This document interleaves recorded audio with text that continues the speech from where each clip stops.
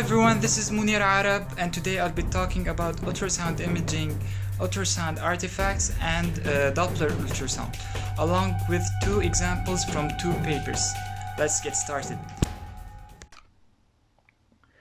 Ultrasound imaging is a modality that uses ultrasound waves and the acoustic properties of the body to produce an image from tissues. A basic ultrasound imaging system consists of a transducer, which is transmitter and receiver of ultrasound energy, and associated electronics, including a display. The time difference between pulse emission and the echo return produces a 2D image structure on the display, where the amplitude of the echo is encoded as a grayscale value. Ultrasound artifacts. The term image artifact refers to any features in the image which do not correspond to actual tissue structures, but rather to errors introduced by the imaging technique or instrumentation. For example, refraction. Due to refraction, anatomy can be missed during a scan and even dislocated from true position. Enhancement and shadowing. Enhancement occurs distal to objects of low attenuation manifested by a hyper-intense signal, like in the case of a cyst, while shadowing occurs distal to objects of high attenuation, resulting in a hypo-intense signal, like in the case of gallstones. Speed artifact. Speed of sound variation in the tissues can cause a mismapping of anatomy. In the case of fatty tissues, the slower speed of sound in fat results in a displacement of the returning echoes. Another type of artifact, which is motion artifact, is given by the paper of Stanziola.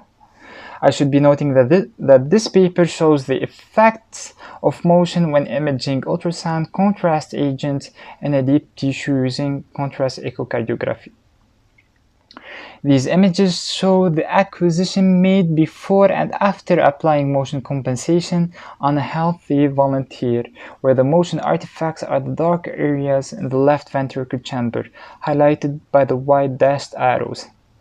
After applying motion compensation, most of the artifacts are removed, and the anatomical structures such as the myocardium became more visible, with some 7 being a smoothing effect. Ultrasound imaging is not only used to visualize morphology or anatomy, but also to visualize velocity functions by means of blood and myocardial velocities via the Doppler effect. So when there is no relative motion, the frequency of sound given off by an object is exactly what the person hears.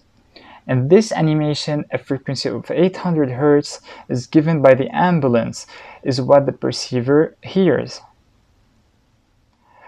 When the object is coming closer, waves of sound are compressed and creating a higher frequency on approach. As an object is next to the person, he hears the actual frequency.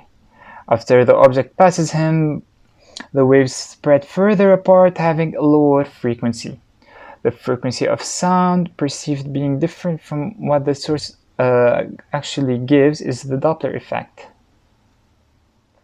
In ultrasound imaging, blood moving towards transducer produces higher frequency echoes, while blood moving away from transducer produces lower frequency echoes.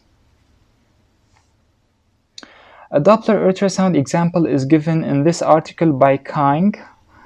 I should be noting that the purpose of the current study was to determine whether ultra-fast ultrasound Doppler allows for detection of local hemodynamic changes within an injured rodent spinal cord in real time.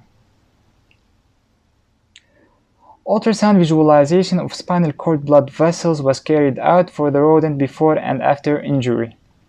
Velocity measurements of vascular flow revealed an average blood flow velocity of 4 to 6 cm per second in the larger spinal cord vessels.